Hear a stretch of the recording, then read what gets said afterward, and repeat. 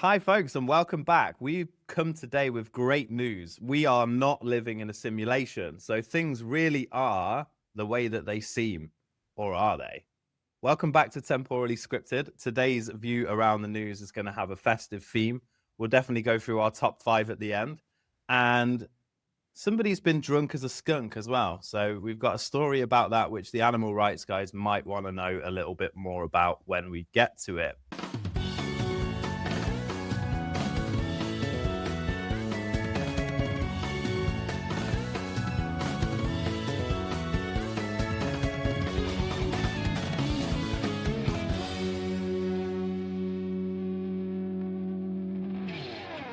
It's not just me here rambling things at you today. I've got my partner in crime, my buddy from across the city. Welcome to the studio, Adam. How are you doing? I'm very well, and as you can see, it's a beautiful studio that we're in today. It's a whole new world there behind Adam. Look, I'm liking it. He's got pyramids there. There's a light coming through. It's beautiful. How are you, my friend?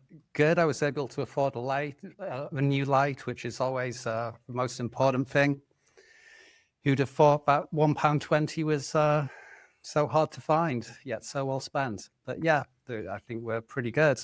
Beautiful. So before we get into the simulation, this is great because it means this is actually real and not a figment of my imagination. I've hit a personal milestone, right? And this is a big deal. So as the viewers might know, but Adam certainly knows, we've been going to the gym now for a couple of years, maybe had a few breaks here and there, but mostly been going for a couple of years. Yesterday, I did a pull-up. Right. That was the first one of all time. Unassisted. A full unassisted pull-up. Yesterday, I did. Wow. Congratulations, man. Thank you. Yeah, I was, when you start going like this and then suddenly you're like, oh, wait, it's that, oh no, it's unbelievable. Granted, it wasn't like the really wide arm one. I'm not quite there yet with that, but it was this way. So. Right. Okay. Yeah. All the way down and all the way up. Was this actually at the gym? No, it was on my frame that I bought. One of those pull-up racks. So it's got like a rack and a dip bar and like a push-up where you can do really deep push-ups on it at the bottom and stuff. Sure. And you can do like the leg up things that make your abs, guys. You can tell we're personal trainers. They make your abs like tighter. Ab leg raisy things. So I bought one of those a little while ago, and it was on the rooftop, so it never really got used. And then I moved it to just outside my office. So that, with the news that we are not living in a simulation, makes me feel super happy because that means that was just physics and stuff. Yeah, I mean, did you celebrate after doing the pull-up? Did you run around the house sort of like, in your face? And I can do this. Yes, I told you. It's not a simulation. If it was, this would have been easier. Definitely. Going up to your mom and going, look, mom, you can't do this. I can. It's crazy. Yeah, so apparently, we did an episode on this before, right? So, Science Daily, and it's not them that have ruled it out. They're not doing studies. It's physicists at UBC Okanagan claim that they've mathematically ruled out the idea that the universe is a computer simulation. And it really rests on a non-algorithmic kind of understanding that no computation can reproduce. So for those of you that don't understand the questions on University Challenge, basically computers ain't clever enough, mate. And that's basically it. Yeah. So they aren't clever enough and never will be, because it can't be algorithmic. It has to be something else. Yes. Yeah. So it means that they're in some way living. Yeah. I mean, I've got to tell you, I was reading this article and I thought, oh, this is really interesting. And then I got about halfway through and was like, I'm kind of struggling with the concepts with this. All right, go on, tell me more. It's just complicated. Yeah. And also so they say, okay, we've used this and this, and okay, cool. But every bit of research or every conclusion or finding that people come up with is only the latest research. It could be well possible in 6 months a similar team of mathematicians and physicists go, oh no, we've found this thing which mathematically says it's definitely a simulation, because what you were trying to account for in here isn't actually correct. Right. I have noticed the key phrase in there, theorem, Yeah. because everything's a Gödel's theorem, incompleteness theorem. isn't it? Everything's a theorem at the end of the day. We can't actually prove anything, really. It's kind of, we have to put as I understand it in my layman world with the hamster that's running around in the wheel inside my bald head, we have to put a stake in the ground to measure anything, right? So even with mathematics and physics and everything, it's like we have to go, okay, so this is true, and this is the stake we're going to put in the ground, and then we're going to work everything out based on this, right? Correct? Mm-hmm. So therefore, if that's in the wrong place, it's like pin the tail on the donkey, right? If that's on its forehead or sticking out of its ear, and then we work everything out from that, it's like, yeah, exactly. So you're measuring from the wrong part. yeah, exactly. So it could well be that, you know. Well, there is that thing where it's kind of in science. Generally, you have a hypothesis. People say all the time, "Oh, I've got this theory about something," and it's like, no, you don't. You have a hypothesis. So you have a Is that a Greek guy? Sounds like it. Is that Pythagoras? It's high intellect content for a morning. But yeah, so people always say like, oh, I've got this theory about that. And it's like, no, you don't really have a theory, because it's like, if you think about it properly in science, you have a hypothesis that is tested numerous times, and then it becomes a theory, like the theory of general relativity and things like that. And a theory is as close to the truth and real as it can be, but it's still in some ways a theory. It's not. It could be disproven at a later date in some ways, but it's as close to what's real as we can possibly have. And then a theorem is kind of something else. But then also we have scientific laws as well. But either way, it's just going around in circles for no reason, really. How many of your science mates have to agree that it's the same thing before it becomes a thing? That's the question that's on everybody's lips. 27.2. 27.2, and they have to be your science mates. So if I come up with a theory, nobody's gonna take that seriously, are they? Because I didn't go to science school. Probably not, no. But if you have your hypothesis and then it's tested rigorously by some of your science mates and non-science mates, preferably, that aren't your friends and want you to succeed, or vice versa. I don't know. But if they do some research and go, oh yeah, it looks like it's true, then you could have Jack's theory. I don't know what that theory would be, but yeah, people don't really want to know. But yeah, it's I think it's an interesting one. Like, I'm not anti science or this and that or whatever. I'm not one of those people. I generally believe that most of what we understand is the best of our understanding right now. But a lot of it's like there's a book by a guy called Robert Cialdini called Influence, and one of the things he talks about is whenever they're trying to like prove something or get something through the government or whatever, the researchers always like pay for the doctors to go on trips to conferences and stuff. And like it's not even so. Me in my 20s would be like, oh, that's why favors for favors, and people do stuff and then they deliberately then go and give the answer that they want. But it's not even that. It's just human nature. So we have a thing where we have to give back if somebody gives us something. And they notice this with all kinds of stuff. Like if you take a free sample of a product and you don't even enjoy it, you're still more likely to buy the product because you feel like you're obligated to, because of reciprocity, basically. So it's the same in this whole science world, isn't it? It's like they're all inviting each other to various conferences and going, "No, it's okay, you're playing. We just want you here to come and look at our theory." And the guy's like, "Oh, that's awesome!" And he gets there and he looks at the theory. He's like, "It's a bit crap," but they did pay for me to get here. I feel a bit bad now if I tell them that 5 years of work they've just done's total crap. Like, all right, I'll give it a light review. I'll say, yeah, it's, I'm probably right. Yeah, probably right. Stamp with their doctor stamp or whatever they have. Probably. And I guess in science you get like a few different things. You'll have kind of like a community and, oh, what are you working on right now? And then you'll have other people that are kind of almost like enemies competing, like going, oh no, this is right. I think I have a theory of everything. Someone else go, no, you're completely wrong. And you might have like bitter kind of rivalries at the same time. Well, this is what happened. Like, have you seen the Stephen Hawking film? No, I haven't. It's pretty good, actually. I've obviously, that's how I learned my history, through Hollywood movies. And That's right. Absolutely. Yeah, looking forward to watching this year's, rendition of Die Hard, for that time that airport got taken over by terrorists and stuff.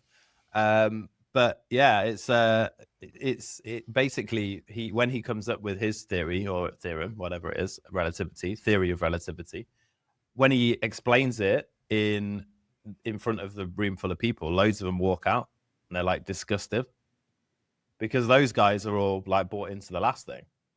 So they're all like, he's just come in and destroyed all their lives' work, basically. They've all spent 50 years solving problems that he just come in and gone, by the way, mate, we thought it was like 2, it's actually 3.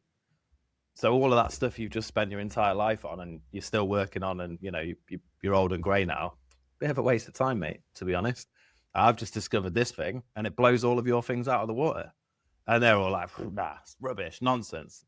And they all storm out. That's one of the scenes in the movie. They all leave. And like now, whatever he said is, everyone's like, that's the thing that people are going by now. And I'm sure there's some dude, Brian Cox or whatever's in there trying to prove it wrong, or maybe not. But you just imagine playing piano at the same time. I can imagine him being the kind of guy trying to prove him wrong and talking about the universe. I was just going to say, and for Hawking, luckily he was born he was around in the 20th century, because it's not like Galileo or something like that comes up with an idea and then gets placed under house arrest for it, because it's so anti what the general society thinks, never mind just his peers. So it's always a bonus, I guess. Yeah, that's true. You get ostracized in a slightly less worse way. I mean, I guess it depends what Galileo's house looks like. Whenever I say Galileo, it makes me think of Queen and Bohemian Rhapsody. Yeah. I can't help but hear Galileo when you said that. Yeah, and they just would not let him go, apparently, which is kind of the truth of it. Oh, that's too good. So what are your thoughts on the simulation hypothesis? Do you still... You beat me to it. I was going to ask you for a one-way answer. Like, right now, you have to take a stand on this. You've got to decide. I still think it probably is some form of simulation, but like, I think the definition of simulation could be anything. Like, I don't know. I guess I've always believed, because of experiences in my 20s, that we live in that kind of multiverse, like, not the metaverse. We're not going back to the metaverse. Like a multiverse. Like, I always, in my head, I have it where like the Big Bang was coming along and it stopped and created this universe, because that's what happens, right? The energy kind of stops and then expands, and then it carries on and expands. And I think it's probably just been doing that since like the dawn of everything. And there's just an infinite number of like possible universes. Kind of like the universe is kind of like foam, or it's like bubbling the whole time. Like if you get some Mentos and put them into cola or something like that, and if you could imagine each little bubble as being like a universe that's created, then and then it's gone. Yeah, that's what I think, and that's kind of how. Yeah, that's kind of how I think karma works. It's like, so if you do something to somebody, at some point you're going to experience that from their angle, because you are the source of everything, and everybody and everything is the source of everything, and you have to experience all of it at some point in time. So therefore, that, you know, when you're doing stuff, you are literally doing it to yourself. And that's a kind of Buddhist, Taoist way of looking at things where literally everything is interconnected in some way. And yeah, but the whole idea of karma isn't that like you do something good happens to you. You do something, it's much deeper than that. And it's how, and it leans also into that interconnectivity of how everything's linked. And so there is a reason why if you go down this road with negative thoughts, then negative things will happen to you, and so many different layers on top of that, really. Yeah, and which is kind of horrifying when you think about it and sit in detail thinking about what that actually means. But yeah, again, it's like the fractal nature is this way and it's this way. It's like a sphere that's just goes forever. Like I always think of it as like if I zoomed out, I could just zoom out forever, like this, like Mandelbrot. You know, when you see those videos of the mathematical graph or whatever, it's like if you keep going out, it just keeps changing and changing. And if you keep going in, it's the same, right? If I zoom in at my rug on the floor and I keep going and going and going and going with like the most powerful microscope ever, it's just going to keep changing and evolving and turning into a new thing. Because that's the nature of infinity. Whether you zoom out or zoom in, it will go either direction forever because it's infinite. Yeah, and therefore it must be the same this way and that way and then this way and yeah. So and dimensions that we don't have names for. Yeah, well. and I genuinely feel like I've had many occasions where I feel like I remember like a lot of the stuff comes from inside and not outside as well. So again, that's another way of looking at this universe, is like it goes infinitely that way, but also infinitely that way. And it's like, you know, we kind of create, and this is getting super deep now, but we kind of create like all of these versions of ourselves and these egos of ourselves. And it's like, oh, this is the Jack that's the business owner and does this stuff with LinkedIn. This is like the gym Jack that can do a pull-up, right? And this, you've got all of these different things, but the real thing is the feeling of that's observing those things. And it's almost like, I suppose this really interesting guy the other day, and it's almost like you should treat all of them as toolkits. It's like you wear them when you need them, but that, you know, that's not you, if that makes sense. It's just you're observing that version, that creation that you've made of Adam, you know, the world-class podcaster. It's an easy role to yeah. So I think that, you know, that's a long answer, but that's my theory on it. I think a lot of when we're trying to explain things like is it a simulation and or all kinds of other things, you're essentially going into like the meaning of life. And like we were just saying about the universe, it's when primitive sort of primates as we are, with finite capacity for logic and reasoning and everything else, try to comprehend something that's infinite, we just can't do it. And you can end up in the loop of, well, if it's a simulation, who created the simulation and who created them and all that? You can get into this whole minefield of it. But it's just that a brain isn't infinite, so it can't think to get its head wrapped around what is infinite. I don't really have a strong belief one way or the other as to whether it's a simulation, but I choose definitely to act as if it's not, because if you believe it is, there's a few different things that can happen depending on what you think the meaning of the simulation is. But you inevitably come to the question of like, not do we live in a simulation? Why would there be a we in that question? Why wouldn't the simulation just be you? And if it's just you, why wouldn't you do some immoral stuff to have an easier life? Because there's no repercussions. If the simulation is just you, you could do anything to anyone. It doesn't matter. Yeah. You know? And it's like, whereas if you look at it more as like, maybe if it's a simulation, it's a computer game. And to get to the next level, you have to use compassion and love and understanding and do the right thing. And that's how you, I guess in a Buddhist sense, maybe that's how you reach nirvana, or that's how you move to the next level. There's all kinds of different things you can think with it. but I just kind of choose not to believe in it too heavily, but think that it's an interesting concept. Totally agree with that. Yeah, I mean, I've been down the rabbit hole of like thinking that it's all you, and that's an interesting place to be, especially after certain experiences. If you get yourself into the head of it's like it's all comes from you, that can be a mind bending place to be for sure. And it's also like complete narcissism as well. Yeah, and it gets you into that sort of nihilist state as well, isn't it? Really, of like, thinking about things. It's definitely interesting. So yeah. So, ladies and gentlemen, that we live in a simulation. That's what we've come up with and proven today between the two of us. It's 100% guaranteed. It's a guaranteed simulation, and if it's not a simulation, when your life is over, you can send us an email at podcast@temporallyscripted.com. And we will give you some kind of refund for or our a free poor t-shirt information. or Or you can a shout out. We'll give you a shout out, say sorry, we were wrong, it isn't actually a simulation, our bad. Hope we didn't mess with you too much. So good times. So as we've gone quite deep, I think this segues nicely into the next story about Carl Jung. And I've not noticed this, maybe because I don't spend much time on TikTok. This sounds bad. I am on TikTok. So I upload videos to TikTok of me talking about business, but I never watch TikTok because it just gives me like random stuff.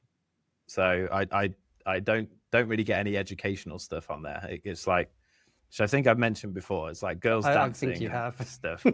Yeah. And I can't think of a reason why the algorithm would show you such videos. No, well, I think it's because my brother-in-law uses my PC on a Saturday, so I think that's why it's messing with my settings. It's nothing to do with me, ladies and gentlemen, and you can't prove otherwise.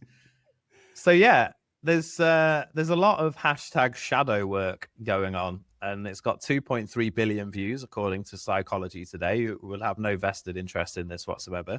But also, the Shadow Work Journal has sold more than 1 million copies and became Amazon's bestseller for a very short period of time. So that's interesting. People are hungry for psychological depth. I wonder why. I would imagine. I mean, there's probably a few reasons. There's a lot of kind of sort of self-help kind of things out there that become more and more popular. And I guess people like Jordan Peterson and things like that, a lot of his lectures and talks are quite Jungian and quite heavy on some of what Jung said. And I think people are just, maybe it's in some ways kind of a fashion thing, which is, I think, a good fashion to have. But I think also it's, we're living in a world that's becoming increasingly meaningless. And so I think people are actually trying to find some meaning to it. And it could be through a number of different things, but I think just thinking more deeply about things or being interested in someone like Jung and having some aha kind of moments. I don't know. I think that's becoming, I can see why that would become addictive or something like that, because it's not very often I go on like Facebook or some other social media and see something, go, oh, wow, no way. Unless it's temporally scripted on TikTok or something like that, of course. But yeah, I have the same. It's only our podcast clips of, watching me or you talking about some of the really deep and interesting things that we discuss here on the podcast. Don't forget to subscribe if you are watching this particular clip. But yeah, I agree with you. And I think, we live in a world now where there's so much more access to this information. Like if you imagine when Jung was writing his books and stuff, like there would nowhere near as many people would have even heard of him, let alone have had access to his ideas and what's going on. And I think there's a deeper thing going on here. I see this as why the world is in the state that it's in, because if you go back to like the 1850s, 1840s or whatever, we had lots of countries that don't exist anymore. There was Prussia and all these other countries, and they were all led mostly by monarchies and a kind of an old way of operating. And as those countries collapsed, we obviously had two major world wars. And then after that, the whole system was rebuilt. So like all of our universities and our governments and our like systems, our transport, everything is all built on this 1950s way of living and this 1950s population. And I think what's happening now, because we have the internet and people have access to all of this different information, and they can see that the media is mostly just full of lies and nonsense and whatnot, and people are really, really waking up to this. The system just can't cope with with the population that it's designed to systemize effectively. So I feel like we're at that point again now where what happened in the 1800s is it was just crises after crises after crises as they tried to use the same tools that they developed to solve the problem, and it just deepened the problem time and time again. And that's why we see what we see now with like the budget and with, you know, the law that we talked about last week in the UK changing about the justice system and all of this, because none of the systems are fit for purpose anymore. And I think that may well be why people feel lost and therefore are trying to figure stuff out. Because I was listening to The Unconscious Mind on Audible pretty recently, and it's magical. The semantics, the words, the way it's written, it's just fantastic. Even without the message itself, it's like listening to poetry. So I can see why people are starting to awaken to that. The bit that's scary is how we move from this to what's next is usually destruction. You know, the system can't evolve; it needs to be destroyed and rebuilt, and that is quite scary for someone who's, you know, in me and you were in our late 30s, early 40s. We could really do without 20 years of decline and destruction. Now that would be it would be really nice. Just our luck, wouldn't it, Adam? You know, peak years of our existence. All right, everything's done. Great. Although, I mean, going back to the simulation thing, some people would say that's evidence that we live in a simulation, because this could be the most interesting time in history with the advent of AI and things like that. So that's why we're alive in this version of it. But, or not alive, I guess, I don't know. But going back a little, yeah, it does seem like all the systems that we have in place in terms of the vast majority of things, like you say, just aren't fit for purpose. And I think change is happening so rapidly, both in society, the way we work, and also with technology, that all the things that were true and worked in the 1960s, 70s, whatever, they don't really work and fit the same now. And maybe that's why we do have so many problems with things. I think also as life has changed, both in terms of our work, social media, society, and everything, people are having more and more difficulties. We've done episodes before where we've highlighted the increase in problems with mental health, pretty much across the board. And a lot of that happened with social media becoming so popular, but that is a thing. And I think it's that combined with a number of other factors. And it seems in some ways some people are now looking at people like Jung and trying to find some meaning and try to do maybe some shadow work or try to get some understanding and help themselves out of part of the hole that they're in. I think the thing is, unfortunately, though, it's like if we went back to sort of, I don't know, any time before the internet was so widespread, you might be talking to someone and they go, oh, yeah, just I read this book by Carl Jung last month. It's really interesting. Would you like to lend it? Yeah, sure, that'd be great. So go read this book, get this really good understanding. What I worry about when people are learning it from TikTok is like, oh, have you heard of Carl Jung? No, he's like, oh, he's this clever guy. I watched this like 7-second quote by him on TikTok last week. It was amazing, changed my life. Yeah, the danger of taking things out of context and whatever else is real. Yeah, exactly. Right? There's no context to any of it. It's like, oh, Carl Jung, this really smart guy, says I should do this. And it's like, but how many of his books did you study? Like, I'll watch some guy talk about it for like, I don't know, 12 minutes on YouTube. It's not really, and I think there is also like a massive danger of, I mean, I think it's amazing that people are like researching Jung and things like that. Great thing to do, but also being your own psychologist, which I think some people might be doing to themselves. It might not be the best idea. That's why we have psychologists and people that are highly trained in some of these things to help people do some of the kind of work that they'll read if they start to study Jung. Yeah, and there's two things there that like I want to unpack. Is one, when you read his books, they are not difficult reads, but the way he uses language is quite complex. You have to follow it and read it and understand it, and it teaches you in a way because of that as well. It's like not the easiest thing to read.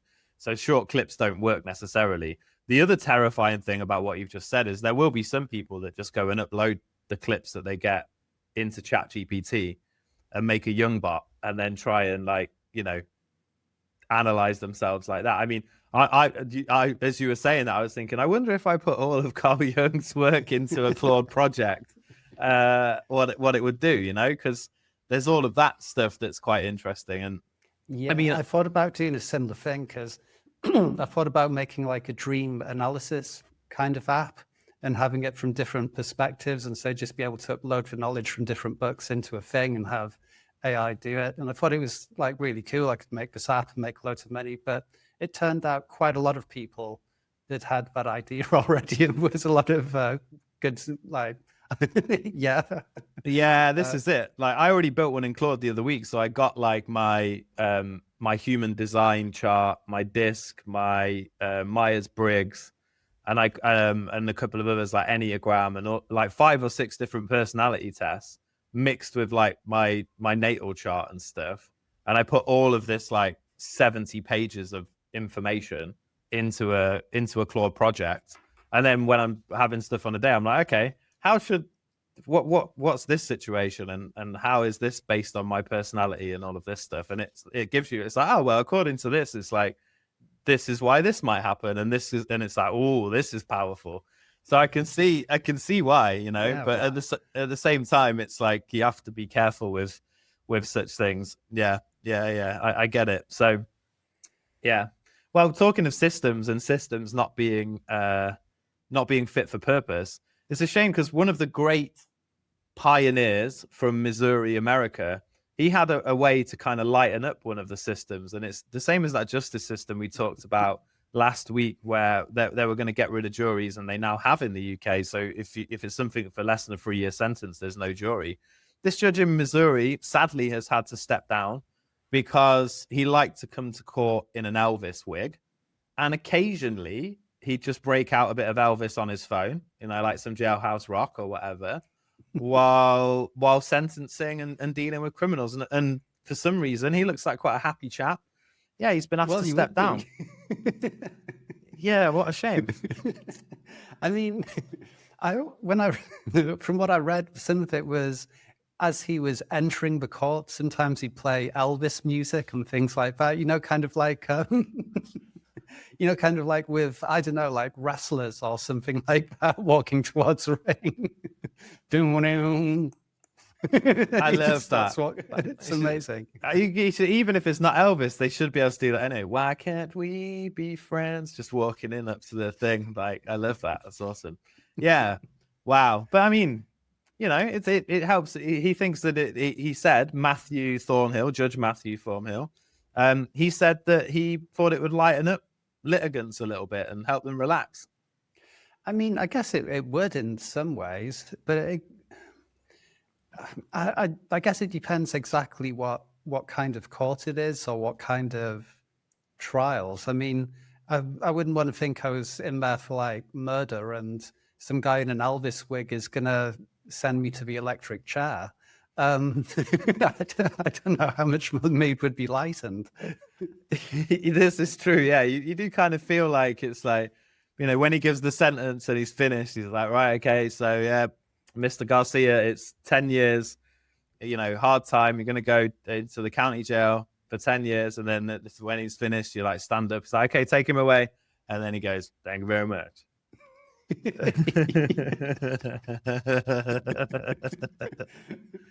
It's brilliant. I mean, if it was one of those kind of courts where it's mainly just like small claims and things like that, just about, just like silly little infringements here and there, or like two people angry because one neighbor's done this to someone's, or whatever, it could be kind of amusing to have Elvis, and it could help people to just see the funny side of the ridiculousness of a situation. But I can also see it going the other way and making people way more angry because no one's taking them seriously in any way. You'd at least expect the judge to be serious and not be dressed like Elvis. Yeah, I would think that, retrial numbers are probably going up quite significantly when you've got this guy coming in. Yeah. Why do you think the judge made a bad decision? It's like, well, have you seen it? Yeah, maybe he starts to think that, you've got Jailhouse Rock on. You think, oh, it's pretty cool in there. Just loads of guys singing blues, like having a dance and sing along. Won't be that bad. But yeah, why not? 5 years instead. You'll enjoy it. It'll be fine. Let us know how you get on. If you record any records, let us know. Amazing. So this next story, before we jump into our weekly top fives, I need to actually share my screen on this one because the picture, the picture says is 1,000 words. So right here we have a raccoon that broke into this liquor store in the United States, got super smashed drunk in the aisle, and then passed out in the toilet. What's going on here? I mean, I love the headline as well from Sky. Spirit animal. Raccoon gets drunk as a skunk in a booze store and sleeps over hangover in the toilet. It sounds like Friday nights when I was in my 20s. Yeah, I was going to say it's kind of it's taken a leaf out of my book and copied my tactics for every party that I go to. Yeah, pretty much, like sleeping in the toilet. The spirits pass out by the toilet. It's great. Yeah, I mean, how did it get in the first place? And then once it was in, what made it decide to go to the booze aisle? You would think, with their experience of stealing from bins and stuff. I know they look like bandits, and that's kind of the joke with raccoons, right? But I don't know what's happened here. I feel like there might be a setup going on. I don't know. Although I think we covered a story about a drunk raccoon in the past. It was like outside a brewery or something like that, and it ate a lot of fermented peaches, and then had to be revived. Temporally Scripted, the podcast that covers raccoon-related news. Raccoon news. If you want all the latest on raccoons, don't forget, hit that like and subscribe, and the bell while you're there. I guess the thing is, it's like alcohol is like really high calorie.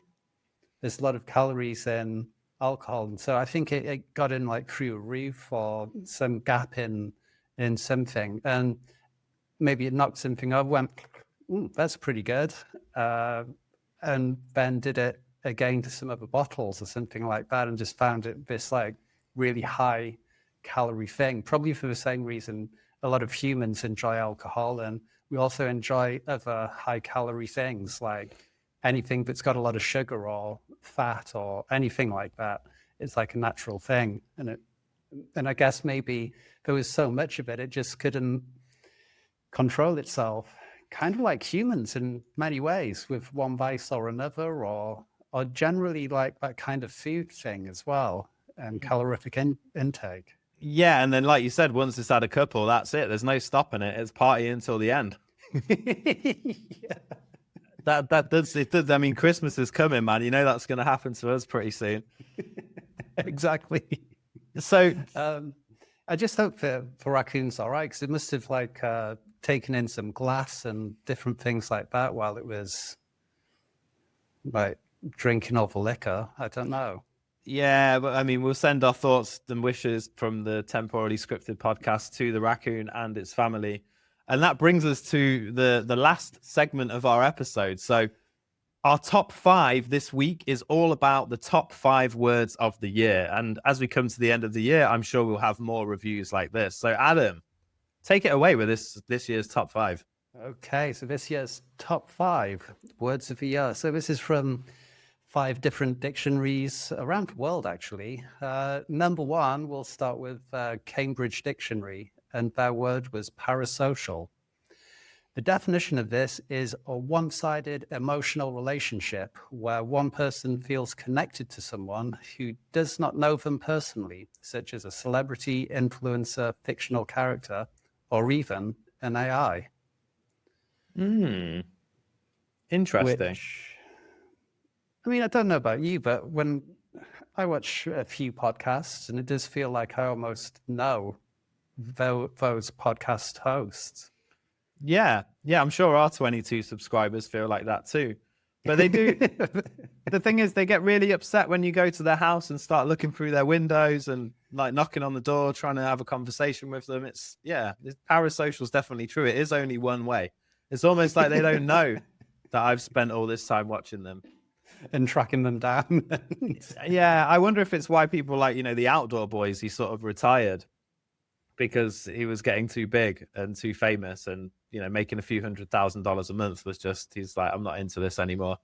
And he stopped doing it. But you feel like their family and you know what they're doing, and it could be quite dangerous. I wonder if it's like we were saying before about mental health issues and people now looking to people like Carl Jung to find answers. I wonder if it is part of the loneliness, which is a sign of our modern times, that people, instead of having like the circle of friends that they once would have, now it's more kind of, oh, well, I watch this podcast, and this TV show. And those people are kind of like filling the void that's left in the loneliness.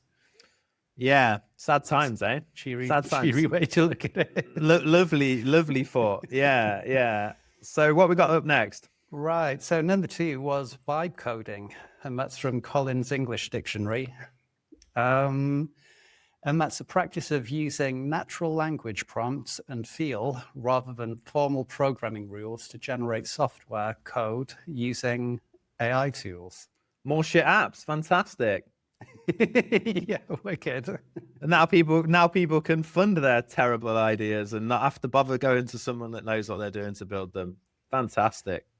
I guess there's two sides to it, isn't there? Because it's like, it's amazing, but now anyone can build their own app, which is cool, and they could even launch it and things like that. But maybe in the past it was good that there was that like barrier of either like money or know-how.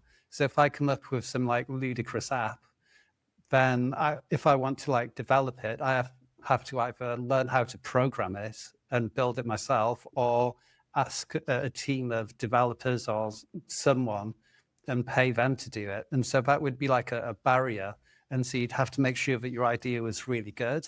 Whereas now you'll have this like avalanche of like ludicrous apps coming through that basically do absolutely nothing. And it'll be a bit like when we're talking about crypto and things like that, with things like Pump Fund, just release a coin and see if you can make some money from it. It'll be like that, but with apps all the time, I'd imagine. But then that being said, if there was a barrier to entry, we wouldn't have amazing apps like ChatGPT, where you type in a question and it just goes meow, meow, meow.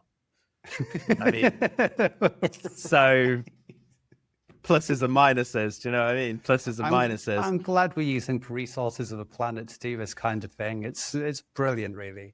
Yeah. I wonder how many iPhones I could have charged with my conversation with ChatGPT earlier this week. I'm sure it was quite a few. Yeah, well, you're on there for like 6.5 hours non-stop. So. Yeah, but it's good for, it makes me feel happy. So next up, what have we got? What's the next one on the list? We have, keeping with AI, we have AI slop. Oh, This is from the Macquarie Dictionary. I think that's how it's pronounced. And that means low quality, mass-produced content created by AI that adds little value and floods digital spaces. Yeah, and we can see it everywhere. It's all over. If you delve into LinkedIn, you'll see so many people talking about their game-changing ideas, and all of it sounds familiar. It truly does. And here's the thing with that, is like people understand patterns, and once they understand patterns, it's not that they won't read it. It's not that they won't like it. It's just that they won't take action on it. There you go. There's another one. It's not A, but B. Exactly. And here's the kicker. Yeah. And, no scripts, no this, no that. But yeah, I think it does. It makes the feed difficult, because unfortunately, some people still get a lot of following and a lot of likes and comments from their AI slop. And I, as you know, I did a workshop on anti-AI slop a couple of weeks ago, and I think it really does destroy the internet. And it's, yeah, unfortunately, I think it's going to get worse before it gets better. I would agree. I remember you mentioning a while ago as well, but with AI, it's running out of training data. So it's now training on all the stuff that's being released at the moment. And so it's training on itself. Yeah. So it's like all that AI slop that was semi kind of liked by people. It's now training itself on that, and then they'll recycle and regurgitate the next sort of level. Yeah, or worse, the horrible, neo Wikipedia trolls at Reddit and the crap that they spout. Yeah. So let's move on. It's making me too angry. What's next? Okay, well, lucky you should say, because in at number 4 is rage bait. That's from Oxford University Press, and that means content deliberately designed to provoke anger or outrage in order to drive clicks, shares, and engagement. Yeah, and some of the best marketers out there are using this on the daily, and people just don't realize it. And I think maybe even people do, and they still want to kick off and get involved. I think if you've if you've got time to just say things on people's posts to make yourself look clever, then you really need to get a life. Go outside, just do anything other than that. You're definitely a non-player character if that's what you spend your time doing. I mean, I have noticed the occasional times that I go on like something like X or Facebook, there'll be the odd time when I'll scroll for like 15 minutes and I can feel myself feeling angry afterwards. And I don't know if it's a rage bait thing because it's that, or if I'm just like, I can just feel my brain just kind of gradually shutting down and I get angry at myself for wasting time. It's called being a miserable middle-aged man, Adam. It happens to all of us. Okay. It's Well, let's see exactly what the where kids I'm are saying. In at number 5, we have 6-7. To old people like us, we'd pronounce it 67, but no, this is 6-7. And this is from dictionary.com. And it's a viral slang term from online youth culture with shifting or intentionally ambiguous meanings, mostly used as an in-group marker. I still don't know what that means.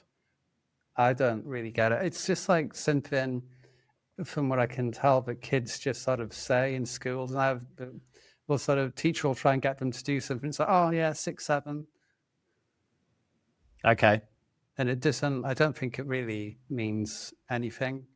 Well, on that note, 985476. Thank you, Adam. What an episode it's been today. I've thoroughly enjoyed it. And I think that the top 5, just to wrap that up, all of it's AI and algorithms and technology. And it just shows you how much the world is changing at a speed we've never seen before. And I just want to remind the guys, if you've enjoyed it today, don't forget, give us a like, give us a subscribe, comment, tell your friends, your grandma, listen to us when you're out walking a dog, mix us in with Carl Jung, because that's our level. And until next time, Adam, thank you. Yeah, take it easy, everybody. See you next time. Goodbye.